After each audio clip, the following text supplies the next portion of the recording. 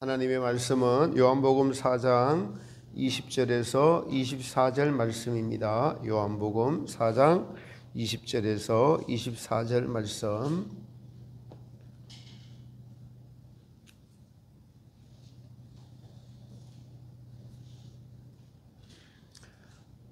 우리 다 같이 합독하도록 하겠습니다. 요한복음 4장 20절.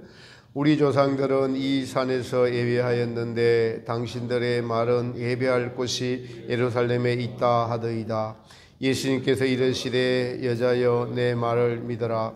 이 산에서도 말고 예루살렘에서도 말고 너희가 아버지께 예배할 때가 이르리라. 너희는 알지 못하는 것을 예배하고 우리는 아는 것을 예배하노니 이는 구원이 유대인에게서 남이라. 아버지께 참되게 예배하는 자들은 영과 진리로 예배할 때가 오나니 곧 이때라. 아버지께서는 자기에게 이렇게 예배하는 자들을 찾으시느니라. 하나님이 영이시니 예배하는 자가 영과 진리로 예배할지니라. 아멘. 할렐루야. 오늘도 예수님 앞에 나오신 하나님이 사랑하신 성도님들 위해 주님의 크신 은혜가 충만하시기를 예수님의 이름으로 축복합니다. 우리 옆에 분과 한번 인사하겠습니다. 하나님 당신을 사랑하십니다.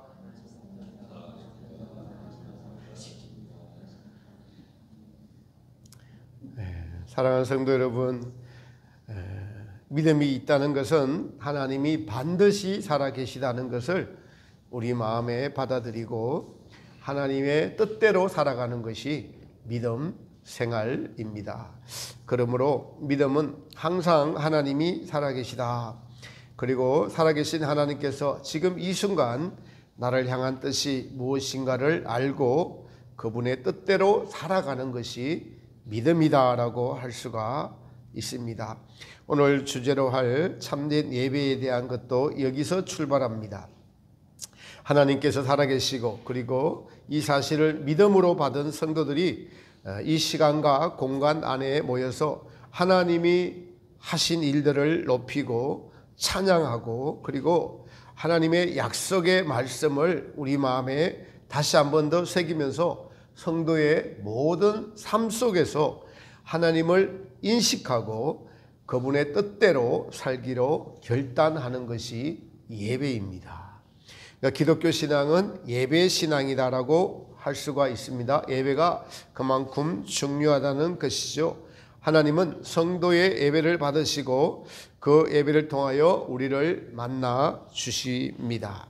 오늘 본문에 영과 진리로 예배할지니라 라고 말씀하고 있습니다.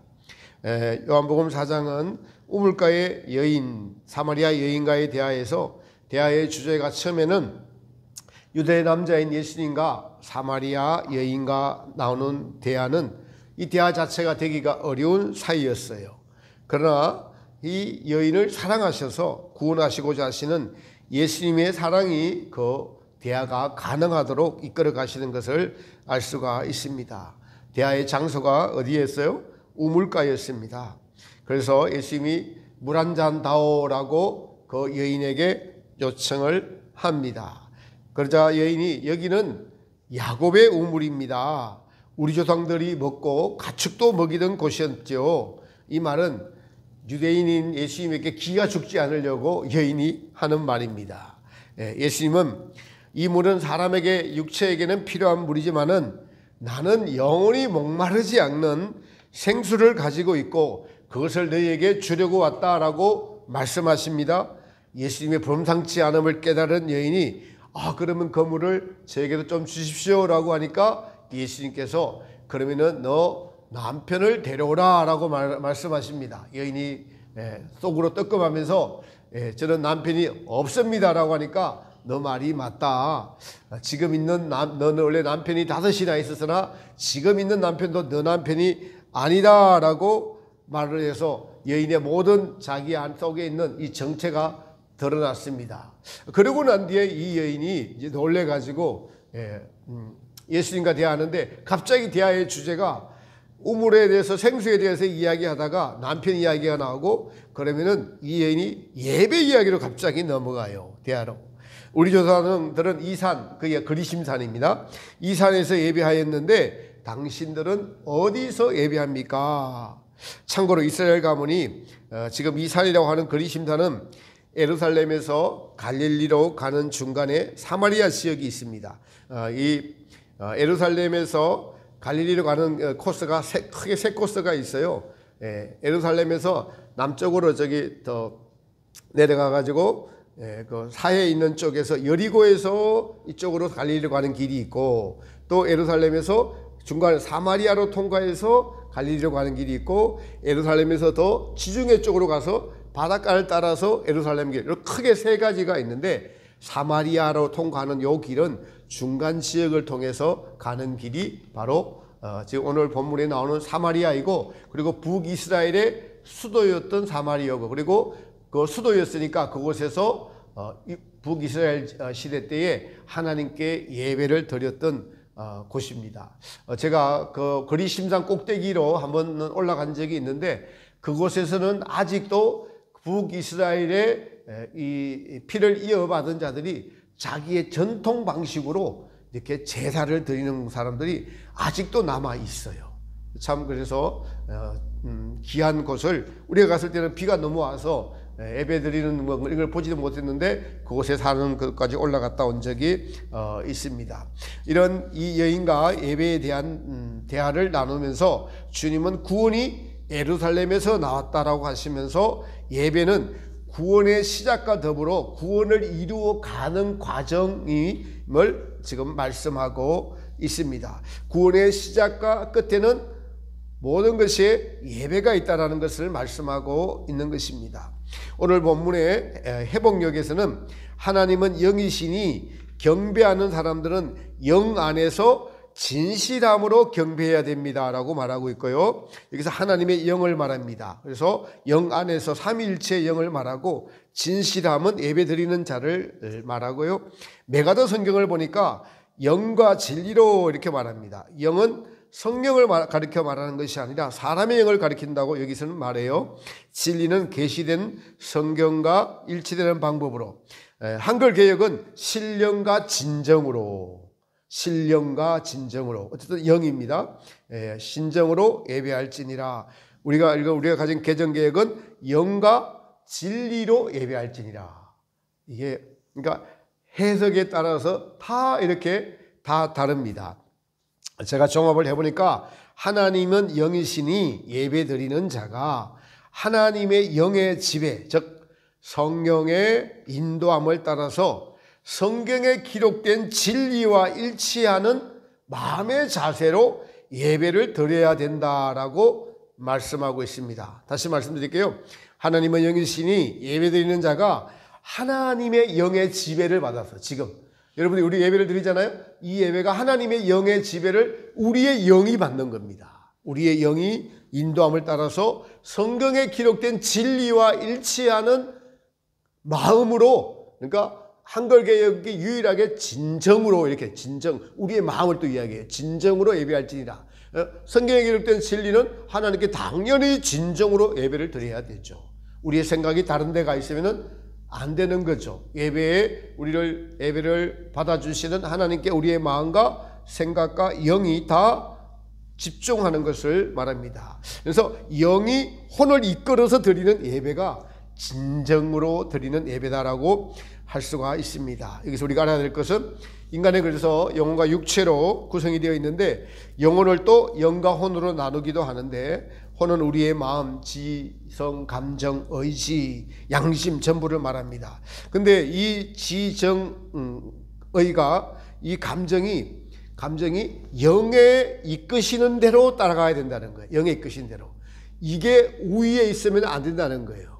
이 혼이, 영이, 그러니까 이 영은 또 성령과 교통하는 영이잖아요. 한마디로 성령이 이끄시는 예배를 드려야 된다. 성령이 이끄시는 예배를 드려야 된다. 이 말씀을 하고 있는 것입니다. 구약의 예배는 제사를 지내는 예배였어요. 그것은 이스라엘 백성들이 제사함을 목적으로 소나 양이나 비둘기를 잡아서 자기들의 죄를 사하는 의례를 드린 것이 예배였습니다. 하나님은 그 제사를 받으시고 이제 죄사함을 해 주시죠. 그러니 예배의 가장 주된 목적은 하나님과 만남인데, 하나님과 만나려면은 죄를 가진 우리가 거룩한 하신 하나님을 만날 수가 없으니까, 그래서 제사를 드려서 제사함을 받는 것이 예배의 가장 먼저의 중요한 것이었습니다. 제사함을 해주시는 하나님의 은혜, 이 제사함을 위해서 이제 신약에서는 예수님께서 이 땅에 오셔서 십자가에서 피를 흘려 주심으로 우리의 제사함을 이루어 주셨죠. 구약에서처럼 피 흘리는 제사가 이제는 필요 없게 된 것입니다. 하나님께서 받으시는 예배자는 지금 성령께서 우리의 죄를 사하시려고 속죄언청과 사죄언청을 준비하고 계십니다. 인간은 연약함으로 죄를 지을 수밖에 없는 존재이죠. 죄를 짓지 않으려고 생각을 지키고 마음을 지키고 하지만 순간순간 우리의 의지가 또르르 무너지고 생각을 빼앗기고 마음을 주님께로 온전히 집중하지 못하고 하는 것이 우리의 현실이기도 합니다. 이러한 죄들, 하나님보다 더 사랑했던 모든 것들이 우상숭배요, 바로 창조의 목적에서 이배된, 그래서 우리 마음이 죄에게 뺏겼다는 것은 창조의 질서가 깨진 것을 의미합니다. 이것들을 깨닫게 하시고 우리 안에서 먼저 무너진 창조의 질서를 회복하시기 위해서 더러워진 마음과 행실을 정결케 하는 성령께서 공급해 주시는 이 제사함의 은총이 말마다 우리의 삶 가운데, 예배 가운데 있어야만, 그러니까 하나님, 살아계신 하나님과 우리 사이에 가로막혀 있는, 무너졌던 이 질서를 깨뜨렸던 죄 문제가 해결되어야만 살아계신 하나님과 내가 만날 수 있는 것이고, 그것이 하나님이 받으시고자 하는 예배인 거예요. 하나님은 우리를 사랑하셔서 아들을 내어주시기까지 사랑하시는데 자기의 온 모든 것을 다 내어 보내주셨는데, 우리 인간은 그 하나님을 모른단 말이에요. 그러니까 그 하나님을 만나고 알려면은 가로막혔던 것이 무엇이에요? 죄입니다. 이 죄가 해결되는 것이 바로 예배의 먼저 첫 번째 목적이다라고 할 수가 있습니다. 그러므로 이 제사함의 은총을 우리는 중요하게 생각을 하고, 그리고 제가 보니까 이걸 당연하게 생각하지 않고 이것이 얼마나 이 제사함의 은총이 소중하냐, 귀중하냐, 이 가치에 대해서 우리가 알아야 됩니다. 그 가치를 깨달아야 우리는 우리의 죄의 실체를 더 알게 되고, 그리고 이 죄가 주는 이 무게, 이 죄의 지독함, 죄의 냄새, 죄의 역겨움, 그리고 또 우리가 죄에 대해서 너무 무지한 우리의 실상, 예수님께서 다 해결해 주셨으므로 우리는 즐기기만 하면 된다는 이런 좀 잘못된 인식, 이러한 것들 전부가 성령께서 빛을 우리 내면에 비춰주지 않으면 우리는 깨달아 알지 못해요. 이게 핵심이 돼요. 성령께서 빛을 비춰주지 않으면 우리의 지식으로, 우리의 것으로는 이것을 도저히 알 수가 없습니다. 그러므로 제사함의 고마움, 제사함의 은혜에 대하여 우리가 깨닫는 것만큼 우리의 영혼이 성경에서 말하는 이 영의 예배를 드릴 수가 있고, 신령과 진심으로, 신령과 진리로 예배 드릴 수가 있는 자가 된다는 것입니다. 이것이 먼저이고, 이것이 예배에서 회복되지 않는다면은 그 예배는 주인 없는 곳에서 손님끼리 먹고 마시고, 그리고 주인이 있는지도 모르고 왔다가 그냥 우리끼리 만족하며 가는 예배일 수가 있습니다. 즉 영을 쫓아서 드리는 예배가 아니라 우리의 여러분, 우리의 자기 생각에 스스로 만족하고 드리는 예배가 될 수가 있습니다. 즉 좋은 프로그램, 훌륭한 성가대, 화려한 예배당, 멋있게 차려입은 신사숙녀들, 그리고 성령의 감동이 없는, 죄를 지적하지 않고 인간의 마음만 만족시키는 설교. 우리 목사님 오늘 보니까 인물로 잘생겼는데 그냥 옷도 너무 멋있는 거 입고 왔어. 그리고 지난번 2달 전에 내가 선물해 준 넥타이는 오늘 안 메고 왔네. 이런 데만 관심을 갖고 있으면은 이 인간의 만족, 그러니까 인간은 하나님이 주시는 만족된 예배가 만나 주시려는 예배가 있는데, 그게 아니라도 마귀가 받아주는, 세상이 주는 인간끼리 만족하는 예배가 있을 수 있다는 거예요. 그러니까 착각할 수가 있다라는 겁니다. 그러므로 예배는 먼저는 하나님이 살아계신 하나님, 거룩하신 하나님을 만나는 것이 우선인데, 그 거룩하신 하나님을 만나려면은 인간의 이 종교적인, 자기중심적인, 자기만족적인 이러한 모든 것들을 다 깨트려야만 살아계신 하나님과 우리가 만나는 거룩한 예배를 우리가 드릴 수가 있다라는 사실입니다. 사랑하는 성도 여러분, 그 하나님은 반드시 살아계시죠. 예배 자체가 하나님께 드리는 예배입니다. 하나님이 받으시고 흡족하시는 예배는 반드시 십자가의 구속의 은혜가 있습니다. 그리고 나의 죄인됨의 진정한 고백이 반드시 있는 거예요. 예배자 모두가 이런 진정한 죄인을 구속해 주신 은혜를 감사하며, 그리고 이 은혜에 보답하는 마음으로 주님과 이제 하나가 되어가는 예배가 되어야 하는 것입니다. 제가 과거에 종교 생활을 할 때 저기 망우동에서 큰 교회에 있었어요. 그 교회를 갔는데, 갈 때마다 마치고 나서 느끼는 것은 성전을 어마어마하게 크게 지어서, 크게 지어놓고 그 성전의 화려함과, 또 두 번째로는 성가대 지휘자가 성가대가 너무 잘해갖고 성가대 지휘자가 지휘하는 모습에 제가 반했어요.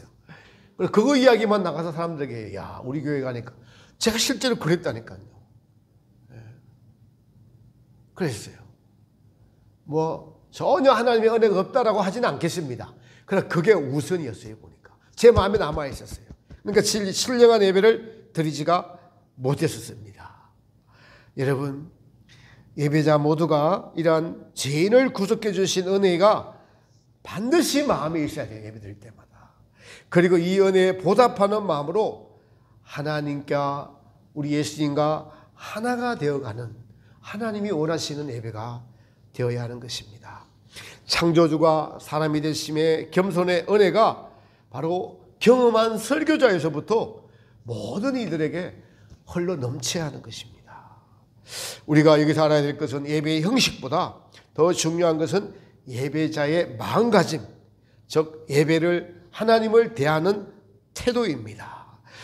예배를 대하는 태도가 곧 하나님을 대하는 태도라고 할 수가 있겠습니다. 우리가 세상에서 귀한 사람을 만나려고 하면은 여러분 뭐 좀 단정하게 준비하고 마음가짐부터 좀 달라지잖아요. 우리가 어디 면접 보러 가는데 그냥 막 샌들 신고 가거나, 머리도 세수도 하지 않고 눈곱 끼어서 가지는 않잖아요.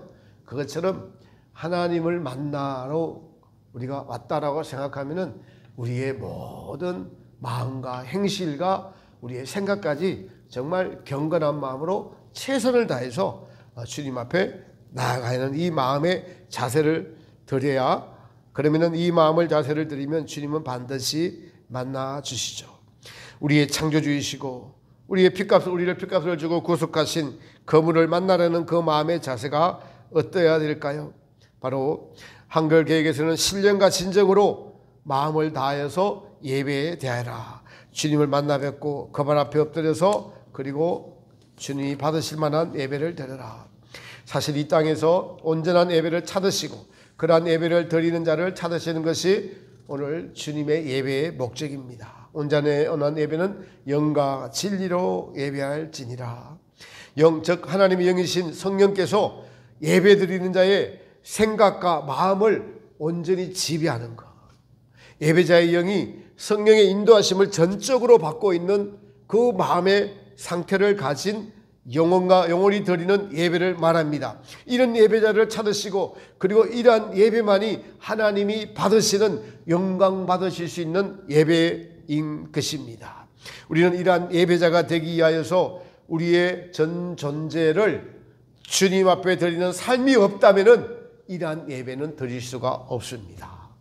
예배란 하나님의 절대 존재 앞에 나의 무가치함을 알고, 나의 가치는 오직 하나님 안에서만 가치가 있다는 이 사실을 성령께서 나에게 빛비춰 주심으로 깨달아 할 때, 내가 진심으로 하나님 앞에 엎드릴 수밖에 없는 거예요. 이 무가치한 존재를, 이 티끌만도 못한 존재를 이하여서 하나님을 알 수 있는 지정의를 우리 마음에, 그것을 인간의 영혼으로 만들어 주시고 죄악으로 물드는 우리에게 하나님이 친히 사람이 되어 오셔서 십자가에서 물과 피를 다 쏟아주신 그 은혜를 우리가 성령께서 빛비춰 주심으로 우리 마음에 깨달아 할 때 그 은혜에 감사하며 감격하며 내가 이제는 나를 위해 사는 것이 아니라 오직 하나님만을 위해서 살아야겠구나라는 이 마음의 결심이 스스로 결단하는 게 아니라 하나님의 은혜가 와서 결단할 수밖에 없는 그런 은혜가 올 때 그 예배를 하나님이 받으시는 예배인 것입니다. 많은 그리스도인들이 이 예배 때 은혜 받은 것을 유지하지 못하고 사는 분들이 여러분 대부분 그러합니다. 제가 감히 말씀드리는데 주일날 와서 주님이 받은 은혜를 일주일 내내 유지하면서 살지 못하면 쭉정입니다. 쭉정이. 반드시 쭉정이에요. 여러분의 주신 은혜를 잃지 않으려고 월화수목금토 계속 주님과 집중하고 주님의 은혜를 받고 성령과 교통하면서 또 그 순간 삶에서 잘못한 것이면 회개하지 않을 때는 여러분 주님 앞에서 반드시 그것은 쭉정이가 될 수밖에 없습니다. 성도가 하나님의 은혜를 체험하면 세상에 나가서도 늘 예수님과 동행하는 삶, 예수님을 늘 기억하는 삶, 그분의 말씀에 순종하는 삶으로 세상에서 빛과 소금의 역할을 감당할 때 하나님께서 기뻐하시는 삶의 예배라고 할 수가 있겠습니다. 성도는 돈을 사랑하지 말아야 되고 거짓을 행하지 않아야 되고 도덕을 지켜야 하며 이웃을 사랑하는 삶을 살아야 함이 마땅합니다. 이렇게 되려면요 주님과 동행해야 돼요. 자기 힘으로 지키려고 하지 말고요 주님과 동행해야만 가능합니다. 그러니까 예수님이 나와 함께 항상 함께 하시는 것을 생활하는 삶 속에서의 예배, 이것이 너무 중요하죠. 주일날 지난날의 지은 죄를 회개하고 제사함을 받고 기쁜 마음으로 집으로 돌아가서 똑같이 TV에 유튜브에 오락에 빠져 살고 적당히 세상과 타협하며 살아가면 그것은 주님이 원하시는 너희 몸을 산제사로 드리는 말씀을 지키지 못하는 사실은 마귀의 밥이 되어 사는 삶입니다. 진정한 예배자는 공식적인 모임에서 예배자의 태도와 마찬가지로 삶에서도 늘 주님을 주인으로 모시고 그분이 원하시는 삶의 태도를 가지고 주님과 동행하며 살아가는 것입니다. 여러분, 부부가 서로 신뢰하며 사랑하며 살아가야 하는데 신뢰가 무너져 버린 것이죠. 예수님을 믿는다는 것은 서로가 약속을 지키며 사는 것을 의미합니다. 예수님은 우리의 죄를 위하여 십자가에서 모든 것을 다 내어주시고 우리를 구원하시고 성도들을 이제 믿음의 길로 초대하시고 그리고 그 믿음의 끝에는 반드시 천국에 이르는 길로 우리 마음속에서 하나님 나라가 이루어지는 것이 내 안에 실제하고 있기 때문에 당연히 죽음 넘어 심판과 천국이 믿어지게 되어 있습니다. 이런 예수님의 뜻과 마음을 모르고 우리를 초청하실 때 그 사랑과 헌신과 희생을 생각지 못하고 이 세상의 것들과 아직도 타협하며 즐기고 살고 있다면 그건 약속이 깨어진 거예요. 우리 쪽에서 약속을 또 깨트린 것입니다. 부부가 경계시해야 될 것이 서로 다른 남자 다른 여자를 쳐다보지 않고 사는 거죠. 그런데 우리가 세상을 살아가는 것은 예수님과의 약속을 어기는 것이 된다는 말씀입니다. 또 하나 성도들이 참된 예배자로 나아가지 못하게 하는 것, 세상을 타협하며 사는 것 외에 마귀가 우리 마음속에 과거의 잘못을 가지고 계속 참소해요. 예수님은 우리가 진심으로 회개할 때에 과거의 죄가 다 용서받았습니다. 그러나 이제 죄를 짓지 않겠다는 우리의 주님과 동행하겠다는 날마다의 결심이 필요하죠. 그리고 용서해 주신 주님의 사랑에 힘입어서 순간순간 믿음의 생활을 해야 되는 거예요. 순간순간. 많은 분들이 과거에 매여서 예수님께서 그 죄를 기억하심에도 않으심에도 불구하고 자신이 자신의 죄를 기억하고 또 타인의 죄를 용서하지 못한 연고로 계속 그 마음에 마귀의 생각과 정신을 그대로 가지고 있어서 주님께 나아가지 못하도록 묶여있는 이들이 많습니다. 우리 주님은 사랑이시고 우리를 용서해 주시고 우리의 이 믿음의 바탕에는 예수님의 사랑과 용서를 해주신 십자가의 피 흘림이 있었습니다. 이와 같이 성도들이 믿음의 생활을 할 때 타인을 용서할 뿐만 아니라 그 사람을 사랑하고자 하는 마음이 바탕에 깔려 있어야 하는 것이 믿음 생활이에요. 이 믿음은 주님께서 우리에게 해주셨던 것들 우리도 주님과 같이 하는 것이죠. 이런 믿음의 바탕 위에서 사랑을 가지고 믿음의 삶을 살아갈 때 삶 속에서 예배자의 삶을 살아갈 수가 있는 것입니다. 그러므로 예배는 믿음의 행위예요. 다시 말씀드릴게요. 예배는 삶 속에서 믿음의 행위로 나타나는 것입니다.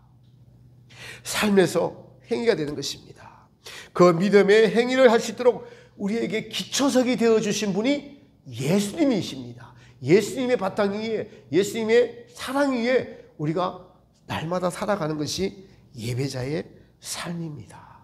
우리는 이 은혜에 힘입어서 형제를 사랑하고 주님을 사랑하고 믿음의 삶의 바탕에 사랑의 뿌리를 두고 살아갈 때 마귀가 참소하는 것에서 벗어날 뿐만 아니라 마귀의 모든 괴계를 이길 수가 있는 것입니다. 마귀는 참된 예배를 드리는 것을 얼마나 싫어하는지 하나님과 교통하고 하나님을 높이고 하나님을 사랑하는 것이 마귀가 너무 싫은 거예요. 그래서 온갖 수단 방법을 통해서 그 하나님과 동행하지 못하고 하나님과 같이 교제하지 못하도록 우리를 속이는 자인 것입니다. 그 중에 하나가 우리 마음에 자꾸 참소를 하는 것이에요. 하나님과 교제하지 못하고 믿음의 삶을 살지 못하도록. 성도의 예배의 삶은 믿음에 기초한 사랑의 행위들에서 나오는 것입니다.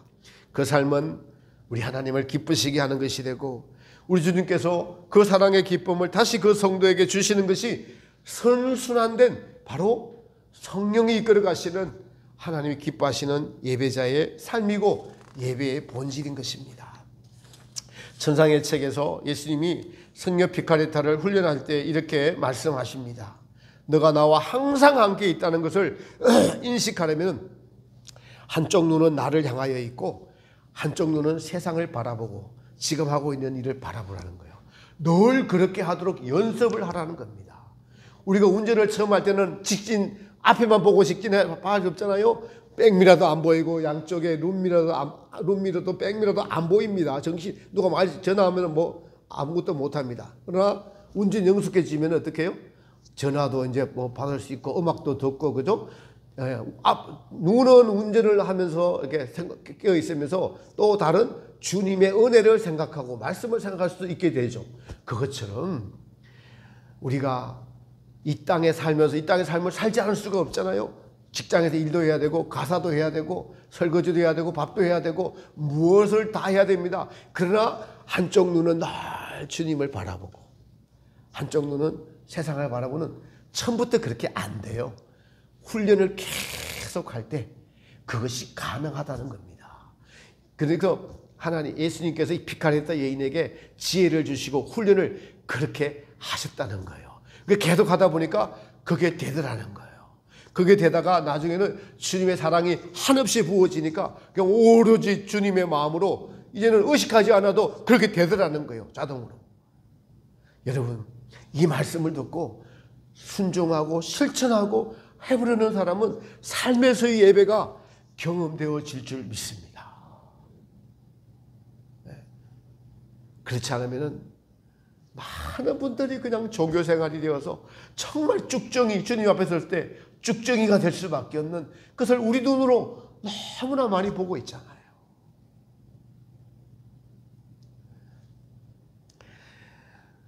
그렇습니다. 우리가 과거에 할아버지 할머니 밑에서 같이 산 분들은 그 특징은 예의가 발라요. 예의가 발라요 보면은. 왜냐하니까 할아버지 할머니가 계시면은 행동이 더 조심을 해요. 한쪽 눈은 주님을 의식한다는 것은 늘 우리 마음에 정신을 주님을 놓지 않으려는 마음을 말하죠. 할아버지 할머니가 집에 계시다면은 어머니가 좀 조용히 해. 할아버지 계셔. 이렇게 말하잖아요. 그것과 마찬가지예요. 세상의 일을 하지만은 믿음이 있는 자들은 우리 예수님을 기쁘시게 하려고 하는 그 마음을 가지고 있다면은 그 성도는 이제 삶에서 진정한 예배를 드리는 자가 될 수 있을 것입니다. 이 말을 힘을 있어 11장 6절을 관련시키면은 믿음이 없이는 기쁘시게 못하나니 믿음은 예배는 하나님을 기쁘시게 반드시 한다는 거예요. 지금 이 일을 통하여 주님이 무엇을 기뻐하실까? 오늘 만나는 사람을 통하여 우리가 어떻게 하면 우리 예수님을 기쁘게 할 수 있을까? 탤런트 차인표 씨가 간증을 하면서 자기는 하루 일과를 시작할 아침에 기도하면서 오늘 만날 사람들 생각하며 그분들을 위해서 기도한다는 말을 하더라고요. 진행하던 아나운서가 깜짝 놀라며 어떻게 나에 대해 그렇게 잘하세요 하니까 자기가 아침에 당신을 만나기 위해서 기도했다라는 거예요. 참 믿음이 좋은 분이죠. 우리가 만나는 모든 사람들에게 하나님을 나타내고 드러내는 것이 삶에서의 참된 예배자지요. 그런 면에서 우리 이해담 목사님은 너무나 좋은 본을 보이고 계시는 훌륭하신 분이십니다. 그러나 때로는 우리가 감당할 믿음이 없을 때가 있습니다. 그러나 주님, 여러분 진심으로 제가 주님을 기쁘시게 하고 싶으니 그 믿음을 주십시오라고 한다면 우리 주님이 그 믿음을 주시지 않겠습니까? 이런 마음의 자세를 가지고 살아간다면 주님께서 우리에게 필요한 모든 영적인 것과 물질적인 것들을 공급해 주실 것입니다. 왜냐하면 우리 주님의 이름이 임마누엘이에요. 다른 이름이 우리와 항상 함께 계시다. 내가 너희 항상 함께 있으려고 이 땅에 오셨다는 거예요. 우리가 그것을 원한다면 우리랑 얼마나 동행하면서 우리랑 같이 여러분 주님 자신을 우리를 통해서 나타내시는 것을 기뻐하지 않으실까요? 주님은 저는 그런 성도를 찾고 계시다라고 생각을 합니다. 이런 성도가 주님을 여러분 기쁘시게 하는 성도고 또 익은 열매를 향해 나가는 지혜로운 성도인 줄 믿습니다. 예수님은 이런 성도들에게 하늘의 보화를 비롯해서 예수님의 마음을 알 수 있도록 자기의 모든 것을 다 내어주실 것이라고 저는 믿어집니다. 사랑하는 성도 여러분들, 이러한 예배자의 삶이 되시기를 주님의 이름으로 축복합니다. 말씀의 결론을 내릴 때 계시록에서 보니까 모든 장로들과 천사들이 계시록 7장 9장 이하에 여러분 하나님께 경배하는 예배하는 장면이 계시록에 나오고 있습니다. 계시록 7장 9절 이하에 보니까 제가 읽어드리겠습니다. 이 일 후에 내가 보니 각 나라와 족속과 백성과 방언에게서 아무나 능히 셀 수 없는 큰 무리가 흰옷을 입고 손에 종려가지를 들고 보좌 앞과 어린 양 앞에 서서 큰 소리로 외쳐 가로되 구원하심이 보좌에 앉으신 우리 하나님과 어린 양에게 있도다 하니 모든 천사가 보좌와 장로들과 내 생물의 주위에 섰다가 보좌 앞에 엎드려 얼굴을 대고 하나님께 경배하여 가로되 아멘. 찬송과 영광과 지혜와 감사와 존귀와 능력과 힘이 우리 하나님께 세세토록 있을지어다 아멘 하더라. 계시록 5장 6장에도 여러분 24장로와 그리고 모든 구원 얻은 성도들이 주님 앞에 엎드려 이렇게 똑같이 찬양하는 하나님께 영광 돌리는 진정한 천국의 예배의 장면이 나옵니다. 우리는 지금 이곳에서 여러분 우리 육체를 입고 예배를 드리지만 우리 모두가 나중에는 반드시 하나님의 보좌 앞에서 이런 신령한 하나님을 찬양하는 그러한 날이 올 줄 믿습니다. 그러나 이 땅에서 진정한 예배를 드리는 자가 하나님이 가장 기쁘실 만한 보좌 앞까지 가까이 가서 하나님의 얼굴을 전전히 뵙고 예배 드릴 수 있을 거예요. 사도 요한이 천국에 가서 보니까 여러분 모든 성도들이 보좌에 앉으신 하나님과 어린 양 앞에 있는데 어떻게 해요? 아멘. 찬송과 존귀. 여러분 우리가 드리는 찬송이 오늘 보좌 앞에서 하나님의 보좌 앞에서 하나님 존전 앞에서 드리는 찬송처럼 드려야 됩니다. 영광은 창조의 목적이에요. 하나님께 영광을 돌리기 위해서 이 말씀은 하나님의 사랑을 받고 그 사랑을 돌려드리는 것이 하나님께 영광 되는 거예요. 영광이 다른 거 아니에요.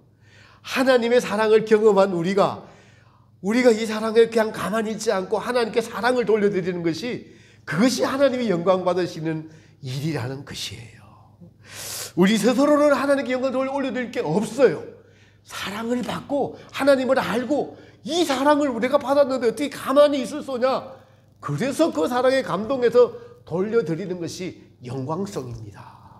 영광 돌려드리는 거예요. 지금 이 땅의 삶도 그러하죠. 창조의 세계가 없다면 우리 영혼이 하나님의 형상대로 지으심을 받았기 때문에 지식으로 알고 감정으로 느끼고 삶에서 체험함으로써 하나님을 경험하면서 제사함의 은총으로 그 사랑을 조금 더 많이 알아가면서 우리는 주님께 받은 사랑으로 그분께 영광을 돌려드리는 것이죠. 지혜도 하나님께, 지혜와 하나님을 아는 모든 것이 지혜죠. 창조의 물질계를 알아보고 성령께서 우리의 내면에 빛을 비춰주심으로 우리의 이 작은 시야의 눈동자가 여러분요, 너무 놀랍습니다. 저는 생각할 때마다 수억 년 전에, 수만 년 전에 있었던 그 별을 지금은 없어질 별도 우리 눈으로 볼 수 있다는 게 뭘 의미하는 거예요, 여러분? 이거 생각해보면 하나님의 정말 너무 오묘합니다. 하나님의 창조가 몇만 년 전에 있었던 창조가 우리 눈에 보여요. 지금 없어졌던 것들이. 그 말은 육의 눈도 이렇게 온 창조를 보라는 것이 우리의 영이 그 창조 너머에 있는 하나님을 보라는 거예요. 그 볼 수 있는 눈이 열리시기를 축복합니다. 이것이 지혜입니다. 지혜예요. 하나님의 존재를 느끼고 체험하고 하나님을 알아가도록 하자 우리에게 빛을 비춰주시는 거예요. 내면의 빛을 비춰주셔요. 물질계의 빛으로도 그렇게 우리를 알게 하셔서 보게 하시는데, 내면의 빛을 받는 자들은 하나님의 살아계신가, 우리를 사랑하신가, 그것을 알 수 있는 지혜가 임하게 되는 것입니다. 이런 걸 알 때 또 감사라고 하죠. 피조물들은 창조주께 여기 있은 나의 존재에 감사를 드리는 겁니다. 감사는 하나님을 영화롭게 한다고 했습니다. 우리의 존재 목적이고 예배의 목적이기도 합니다. 하나님 아버지 감사합니다. 천국에 들어간 성도들이 얼마나 감사를 드릴까요? 영원히 드릴 감사의 노래입니다. 존귀와 이 세상에서 가장 존귀하신 분이 하나님과 어린 양이신 예수님이십니다. 창조주시니까요. 왜 어린 양이 존귀를 받아야 돼요? 우리를 구원하시기 위해서 하나님이 사람이 되시고 피 흘리시고 그 자기를 위해서 모든 것을 내어주신 그 사랑의 결정체가 나타난 곳이 십자가니까 어린 양이라고 표현을 하고 있는 것이고, 그러니까 그분께 거기 그 장소, 그 어린 양이 존귀를 받기에 가장 합당하신 분이시다라고 인간의 지성으로 다 이해할 수 없는 존귀함 자체죠. 우리는 이 존귀함을 온 마음을 다해서 그분을 섬겨야 되는 것이죠. 온 마음을 다해서 우리의 모든 것을 내어주신 그분께 우리의 모든 것을 다해 섬기는 것이 존귀한 하나님께 대한 우리의 자세요, 태도라고 믿어집니다. 능력과 힘이 어린 양께 있다. 여러분, 사람의 마음이 힘이 없으면, 의지가 없으면, 식욕이 떨어지면 건강에 이상이 있고, 노인이 식욕이 없으면 죽을 날이 다 된 것입니다. 만유 인력의 힘으로, 그 힘으로 지구를 붙잡고 있지 않으면 우리는 존재할 수가 없습니다. 사람의 육체도 힘 떨어지면 힘 못 쓴다고 하잖아요. 그러니까 힘이 어디서 와요? 어린 양의 보좌로부터 온다고요. 우리의 믿음의 힘이 보좌로부터 온다고요. 그 힘의 모든 원천이 주님이라는 거예요. 그걸 인식하라는 겁니다. 믿음의 능력도 주님께 있습니다. 사랑의 능력도 주님께 있습니다. 우리가 온 마음으로 주님을 사랑할 힘과 능력도 주님이 주시지 않으면 안 됩니다. 이것을 원하는 것입니다. 구체적으로 이것을 알고 바라고 소망하는 것이 예배요, 우리의 신앙의 삶입니다. 이러한 원함을 가지고 이 땅에서 살아가는 성도들은 날마다 그 삶이 예배가 될 수 있을 것입니다. 하나님은 참된 예배를 드리는 자들을 이 땅에서 찾으시고 그들을 통하여 영광 받으시려는 것을, 뜻을 가지신 것을 우리가 알 수가 있습니다. 참으로 놀랍게도 이 설교를 준비하면서 마지막에 제게 가장 참된 예배를 드리는 자들은 바로 첫째 계명, 둘째 계명이다 말씀하시더라고요. 마음을 다하고 뜻을 다하고 힘을 다하여 나를 사랑하는 자들이다. 그들이 바로 누구이겠느냐? 이건 열매가 된 자들이 아니겠느냐? 그분들을 통하여 하나님은 가장 큰 영광을 받으십니다. 한 번 주어진 인생입니다. 우리의 부족함을 주님 앞에 늘 알아야 돼 믿음으로 살아가면서 하나님을 어떻게 사랑해야 될지 참 예배자의 자세에 대해서 알려주셨습니다. 자, 여러분, 이런 예배를 드리는 자들이 되기를 위해서 우리가 진리를 쫓고 타협하지 않고 이 자리까지 왔습니다. 주님의 은혜죠. 지금 이 땅에서 이러한 은혜를 주시고 또 기회를 주시고 하나님을 바로 알고 바로 믿을 수 있도록 지혜를 주시고 성령님이 충만한 예배로 인도해 주심을 진심으로 감사드리는 모두가 되시기를 축복합니다. 이제 이 삶이 예배가 되어서 우리에게 주어진 모든 시간과 그리고 주님께로부터 받은 모든 힘을, 주님으로 받은 힘을 다시 주님께 돌려드리는 거예요. 그것이 사랑입니다. 그것이 참된 예배자입니다. 날마다 삶의 예배를 드리고 주일날마다 와서 저 여러분의 마음이 하나가 되어서 하나님과 우리 사이에 가로막힌 것이 아무것도 없고 우리의 혼인과 마음을 다해서 하나님을 사랑하는 마음으로 찬양과 존귀와 영광과 지혜와 부와 힘과 능력이 당신께 있습니다. 이 예배를 드리는 저 여러분 되시기를 예수님의 이름으로 축복합니다.